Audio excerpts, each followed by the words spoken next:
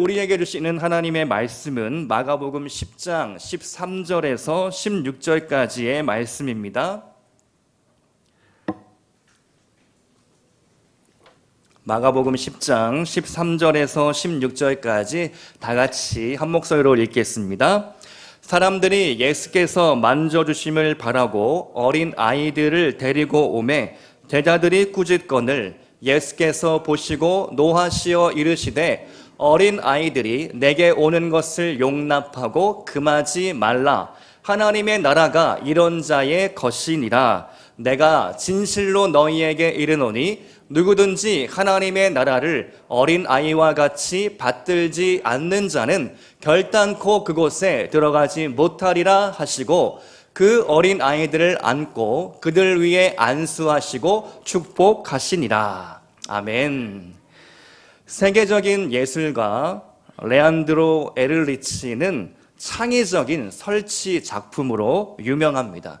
오늘 잠시 세 가지 작품을 소개해 드리려고자 하는데요.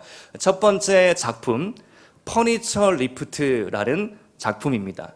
넓은 광장 집의 일부가 공중에 떠 있는데요. 한번 사진을 띄워주시면 어떻게 저렇게 띄워져 있을까 하는 호기심과 생각이 들죠. 조금 더 띄워주시면 못 보신 분들도 있어. 사다리가 있고 공중에 집이 떠 있는 설치 예술입니다. 실제로 광장에 레안드로 에를리치가 설치한 사진인데요. 마치 중력을 거스르는 것 같은 착시 현상을 우리에게 불러일으킵니다. 두 번째 작품은 빌딩이라는 작품인데요. 아슬아슬하게 우리 어린 친구들 잘 보입니까? 아슬아슬하게 아예 사람들이 외벽에 붙어 있는 것 같은 그런 사진인데 사실은 대형 거울을 설치해서 착시 현상을 불러일으킨 작품입니다. 세 번째는 수영장입니다. 사진 좀 찌그러져 있는데 저 가운데 앉아있는 사람이 예술가 레안드로 에를리치인데요. 수영장 안에 마치 있는 것 같이 이렇게 설치 작품을 설치해서 우리에게 보여주고 있습니다. 작가는 이렇게 이야기합니다. 나의 작품은 실제하는 것, 사실이라고 믿는 것, 의문으로 남아있는 것을 탐구합니다. 사람들의 발상의 전환을 우리에게 주고 있습니다. 보이는 것이 전부가 아닐 수 있다라는 그런 생각을 우리에게 주죠. 초등학교 5학년 소년이 대한민국 대통령이 된다. 여러분 말이 된다고 생각하십니까? 이병승 작가가 쓴 차일드 폴이라는 소설책의 내용인데요. 반장은커녕 줄반장도 못 해본 아이가 하루아침에 대통령이 됩니다. 때는 가까운 미래에 환경 대재앙을 겪은 세계 각국의 지도자들과 종교 지도자들, 재벌 기업가들이 모여서 긴급 대책회의를 엽니다. 우리 이러다가 지구가 망하겠다. 이러면 안 되겠다. 모든 관계자들이 욕심을 버리고 환경과 자연을 위해서 한 가지 대안을 만듭니다. 그게 바로 차일드 폴 법안인데요. 차일드는 어린아이죠. 폴은 폴리틱스, 정치라는 말인데요. 아이들에게 정치를 한번 맡겨보자 라는 것입니다. 인류의 마지막 희망인 어린이가 정치에 참여해야 한다라는 그런 발상이죠. 그래서 어린이 국회의원, 어린이 정당을 만들고 각 나라의 대표는 무조건 어린이가 맡는다라는 것입니다. 우리나라는 세계 최고 성능을 자랑하는 슈퍼컴퓨터가 한 어린아이를 대통령으로 뽑는데 그게 바로 초등학교 5학년생인 안현웅이라는 아이다라는 것입니다. 이 작가의 발상이 참 기발합니다. 어린아이가 대통령이 되면 기후위기와 자연의 대재앙을 막아낼 수 있을 거다라고 생각을 한 것이죠.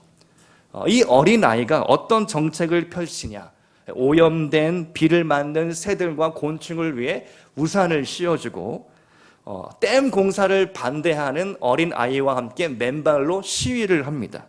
국방비를 줄여서 환경을 위해 쓰도록 조치합니다. 우리 어른들이 어린이로부터 배워야 할 점들이 참 많습니다. 우리가 발상을 바꾸면, 생각을 바꾸면 어린이로부터 배울 수 있습니다. 특별히 오늘 어린이 주일을 맞이하여 어린이에게 배우는 신앙 3가지로 함께 나누고자 합니다. 우리가 왜 어린이로부터 배워야 할까요? 첫 번째, 천국은 어린이와 같은 자의 것이기 때문입니다. 우리는 어린이에게 편견이 있죠. 어린이는 불안하다, 어디로 튈지 모르는 공과 같다. 여기 앞에 앉아 있는데 상당히 어디로 튈지 모르는 호기심과 미숙하다라는 그런 어떤 어린이들에 대한 편견들이 참 많습니다. 우리 부모들 어린아이 뒤를 졸졸졸 따라다니면서 문제 해결하기가 참 바쁩니다. 닦고 쓸고 청소해도 늘 똑같은 것만 같고, 육아의 깊은 늪은 언제 탈출할 수 있을까? 우리 부모님들 좀 한숨이 나올 때가 많습니다. 예수님의 제자들도 어린이에 대한 참을성이 별로 없었습니다. 오늘 본문 말씀을 보니까 제자들이 화를 냅니다. 13절의 말씀을 새번역 성경으로 제가 한번 읽어드리겠습니다. 사람들이 어린이들을 예수께 데리고 와서 쓰다듬어 주시기를 바랐다. 그런데 제자들이 그들을 꾸짖었다. 자, 여러분, 이 말씀에서 사람들이 어린이를 데려옵니다. 사람들은 누구겠습니까?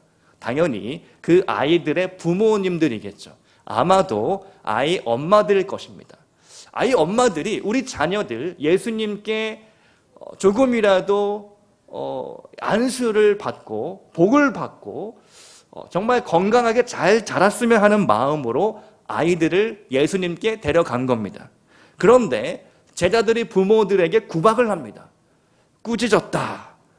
여러분, 이 단어는 헬라어 에피티마오라는 단어인데요, 기본적으로 비난하다, 경고하다, 책망하다라는 의미입니다. 근데 이 단어를 분해해 보면 에피, 위에, 티마오, 가격을 정하다. 위의 가격을 정하다. 이게 무슨 뜻이냐면 어른들의 기준으로 보니까, 어른들의 높은 기준으로 보니까 아이들은 자격 미달, 기준 미달인 겁니다. 미달인 아이들이 와서 뭘 하겠냐 라며 꾸짖었다, 호통을 치며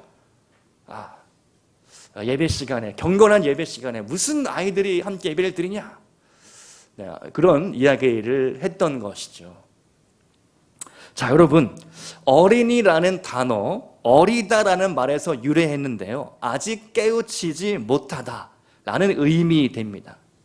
마리아 몬테소리는 어린이를 존중하고 배려해야 한다라는 교육 철학을 주장했습니다. 몬테소리 교육법으로 우리에게도 유명하죠. 그녀의 수업 중에는 코풀기 수업이 있었다고 합니다. 코풀기 수업. 이게 무슨 수업이냐면 적절한 방법으로 어떻게 코를 풀 수 있는지, 사실 어린이들이 코 푸는 방법을 배우지 못해서 코를 질질 흘리고 다닌다는 거예요. 그래서 한쪽 손가락으로 코를 막고 손수건을 대고 배에 힘을 꽉 주고 흥 하고 풀면 코를 잘 풀 수 있다 라고 몬테소리가 가르쳐 주었다는 것이죠. 사실은 어린 아이들이 방법을 모를 뿐이지 못하는 것이 아니다 라는 것입니다. 어린이라는 세계, 책을 쓴 김소영 작가는 우리에게 어린이의 세계를 소개합니다. 어린 아이에게 항상 충분한 시간이 필요하다는 거죠. 책의 한 대목을 제가 인용하겠습니다. 나는 독서 교실 덕분에 어린이에 대해 새롭게 알게 되는 것이 많다. 그중 하나는 어린이들 신발을 신는데 시간이 많이 걸린다는 것이다. 몰랐다기보다는 새삼스러운 발견이었다. 생각해보면 신발 신는 일 자체가 복잡한 움직임이기도 하다. 왼쪽 오른쪽 신발을 정리하고 발을 꿰고 뒤축이 구겨지지 않게 하면서 뒤꿈치를 밀어 넣어야 한다.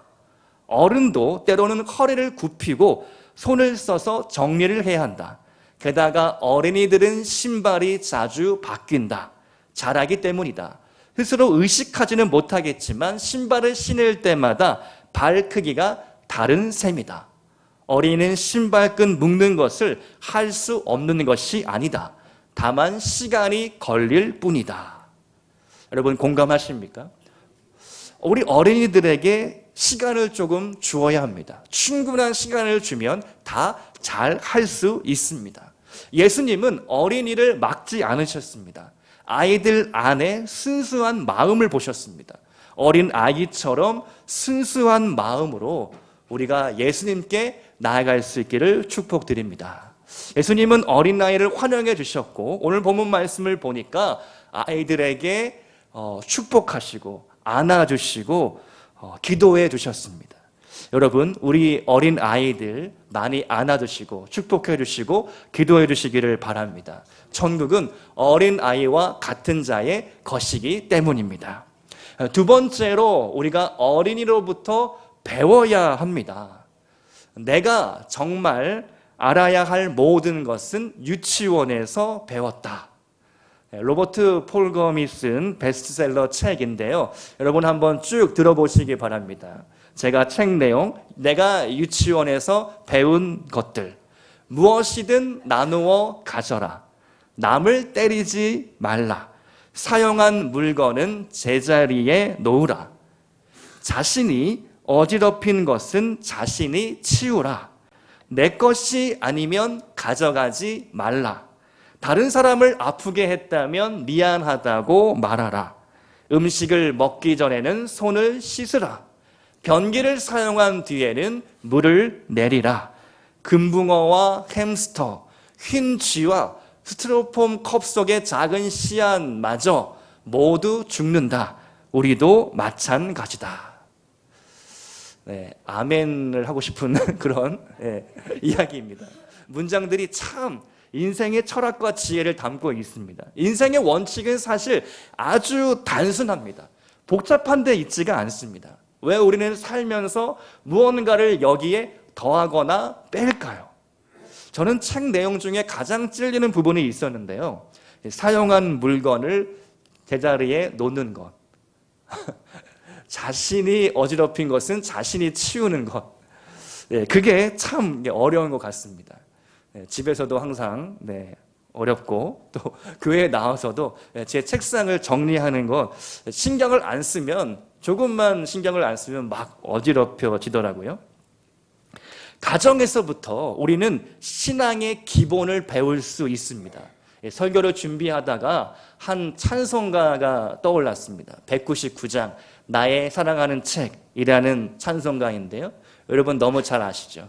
나의 사랑하는 책 비록 헤어졌으나 어머니의 무릎 위에 앉아서 재미있게 듣던 말 그때 일을 지금도 내가 잊지 않고 기억합니다. 2절 옛날 용맹스럽던 다니엘의 경험과 유대 임금 다윗 왕의 역사와 주의 선지 엘리야 바람 타고 하늘에 올라가던 일을 기억합니다. 다 같이 귀하고 귀하다 우리 어머니가 들려주시던 재미있게 듣던 말 이 책 중에 있으니 이 성경 심히 사랑합니다. 아멘. 저는 어렸을 때 따뜻한 기억이 있는데 제가 가정에서 어머니, 아버지와 함께 가끔씩 가정 예배를 드렸던 기억. 사실은 좀 부끄럽고 지금도 가정에서 예배를 잘 드리지 못하고 있는데요. 항상 아버지께서 은혜를 충만히 받고 오시면은 그날은 꼭 가정 예배를 드렸습니다. 네, 가정 예배가 정기적으로는 못 드려도 가끔씩 그래도 드렸던 것 같아요. 그렇게 예배를 드릴 때 참 따뜻한 기억이 제 안에 있습니다. 그리고 구역 예배를 우리 집에서 드릴 때 어머니 옆에 권사님들 틈바구니에 껴가지고 아무것도 모르는 그 어린 아이가 함께 예배 드렸던 기억.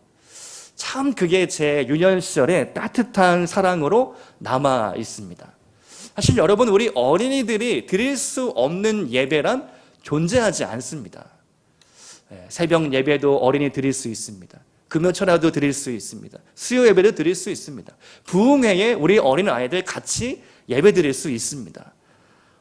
그런데 오늘날 우리가 너무 어린 아이들을 제한하는 것 같고, 신앙 교육보다는 세상적인 학문, 자녀 교육에 우리가 너무 우리의 마음과 시선을 뺏기고 있는 것은 아닌가 하는 생각을 한번 해보게 됩니다. 지난 금요성령 집회를 자녀 축복 집회로 드려서 우리 어린 아이들 여기 똑같이 금요일도 이렇게 앞자리에 앉아서 예배를 드렸습니다. 제가 목회실에서 설교를 준비하고 있는데 아이들 소리가 막 우당탕탕 들리니까 제 마음이 상당히 좀 뭔가 이렇게 흥분되고 막 기뻤습니다. 이렇게 이 금요일 시간에 아이들 소리가 들린다는 것만으로 너무 행복했습니다. 여러분, 3살 버릇이 80까지 간다. 우리 너무나 잘 아는 속담이죠. 어려서 들은 말씀이 평생 가는 것입니다. 뼈에 새겨지고 마음에 새겨집니다. 왜 그럴까요? 어린이들에게는 모든 것이 새롭기 때문입니다. 여러분, 어린아이가 한번 되어보시기 바랍니다. 어린아이는 오늘 이 경험하는 이 모든 것들이 새로운 것이죠. 난생 처음 이 꽃을 보는 어린이도 있을 것입니다. 내가 경험하는 모든 것들이 새로운 겁니다. 새로운 사람, 새로운 물건, 새로운 모든 것들을 경험합니다. 왜 우리가 어린이로부터 배워야 합니까? 바로 그렇게 우리는 세상을 낯설게 보아야 합니다. 처음 만나는 것처럼. 오늘 예배를 드릴 때에 우리의 예배가 반복되고 있죠. 매 주마다 이 시간, 똑같은 말씀을 우리가 듣는 것만 같습니다. 그런데 어린이의 마음을 가져라 라고 했을 때 오늘 이 예배가 나에게 처음 들려지는 예배처럼, 내가 처음 듣는 말씀처럼, 처음 부르는 찬양처럼 우리가 나아가기 시작할 때에 새로운 은혜와 축복을 우리가 경험할 수 있게 된다라는 것입니다. 저는 말씀을 읽을 때 최대한 초심자의 마음으로 읽으려고 노력합니다. 내가 이 말씀을 처음 읽는 것처럼 호기심 가득한 눈으로 말씀을 읽어보려고 합니다. 그리고 과연 이 말씀이 나에게 주는 하나님의 뜻, 그 메시지는 과연 무엇일까? 그런 목마름으로 갈급함으로 말씀을 읽으려고 노력합니다. 여러분, 우리가 오늘도 이 시간에 예배를 드리고 있는데요. 오늘 이 예배가 여러분 인생에 정말 최초의 경험이 되고 나의 삶을 바꾸는 경험이 될 수 있기를 축복드립니다.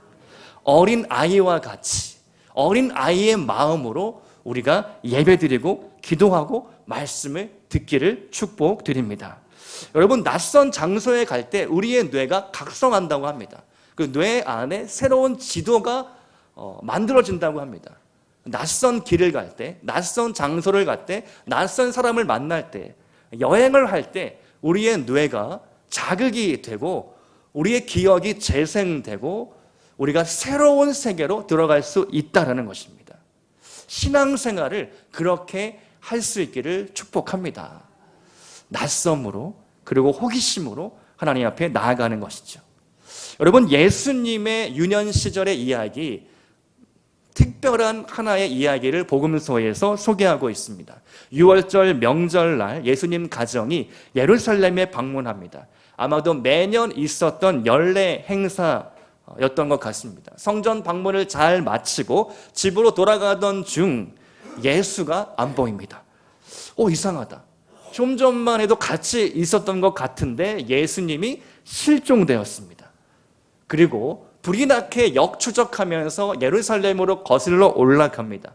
무려 사흘이 걸려서 성전 안에 있는 꼬마 예수님을 발견합니다. 그리고 예수님이 부모님에게 이렇게 반문하죠. 내가 내 아버지 집에 있는 줄 모르셨습니까? 예수님은 더 배우고 싶었습니다. 예수님은 성전에서 율법 교사들과 문답식으로 율법을 배우고 있었습니다. 왜 그랬을까요? 예수님이 그때 나이가 12살인데요. 유대인 남성은 13살이 되면 성인식을 치르게 되어 있습니다. 성인식을 치르기 1년 전 예수님은 율법에 대해서 더 공부하고 싶었고 배우고 싶었습니다. 호기심과 열정이 있었습니다. 여러분, 우리 안에 그러한 호기심과 열정을 가지고 배움의 말씀 가운데 나아갈 수 있기를 축복드립니다. 어린이처럼 배우시기 바라고 어린이처럼 나아갈 수 있기를 바랍니다. 아직 늦지 않았습니다. 여러분도 하실 수 있습니다. 세 번째, 어린이는 무한한 가능성을 가지고 있습니다. 지난 주일 제가 오후 예배를 불이 나게 빨리 마치고 교회를 나설 수밖에 없었는데요. 저희 아버지 장로님께서 원로 장로님으로 초대받으셨기 때문입니다. 아버지께서 언제 장로님이 되셨는지 사실 저는 좀 까먹고 있었거든요. 근데 지난 주일에 가서 정확한 연월을 일을 알 수 있었습니다. 1999년 5월 5일 오늘이네요. 1999년 5월 5일 날 장로 장례를 받으셨더라고요. 한 20년 넘게 시무를 하시는데요. 참 아버님도 참 험악한 세월을 보내셨구나, 그런 생각을 하면서 추대식에 참여를 했습니다. 가서 여러분들에게 인사를 드리고 이제 나오는데 한 청년이 저에게 인사를 건넵니다. 누구지? 하고 이렇게 쳐다봤는데 키가 엄청 크고 덩치가 이렇게 큰 청년인 거예요. 누구지 하는데 기억 속에 너로구나. 실명을 밝히면 유튜브로 나가고 있기 때문에 조금 상처받을 수도 있으니까 너구나 했는데, 이 청년이 누구냐 하니까 제가 대학교 1학년 유년부 처음 교사를 할 때 처음 만났던 제자인 거예요. 그 아이가 이제 초등학교 1학년이었고 저는 대학교 1학년으로 이제 선생과 제자로 만나게 된 거죠. 그 당시 한 7, 8명 정도를 제가 반을 맡아서 교사를 했거든요. 예배를 마치고 공과 공부를 진행을 하는데 이 친구가 너무 말을 안 듣는 겁니다. 정말 지젤이도 말을 안 들어요. 그래서 이게 동그랗게 앉아서, 그 당시는 마룻바닥에 동그랗게 방석 펴고 앉아가지고 제가 이제 공과책을 가지고 막 이렇게 설교와 또 그날의 본문 말씀을 가지고 막 가르치는데, 다 조용히 앉아서 잘 예배를 드리는데, 말씀을 공과 공부를 하는데, 이 녀석만 항상 그 자리에 안 있고 막 돌아다닙니다. 막 뛰어다녀요. 야, 일로 와서 좀 앉아 해도 말을 안 듣습니다. 정말 말썽꾸러기였습니다. 그런데 지난주에 가서 다시 거의 한 몇십 년 만에 만난 거죠. 만났는데 애 아빠가 되어 있더라고요.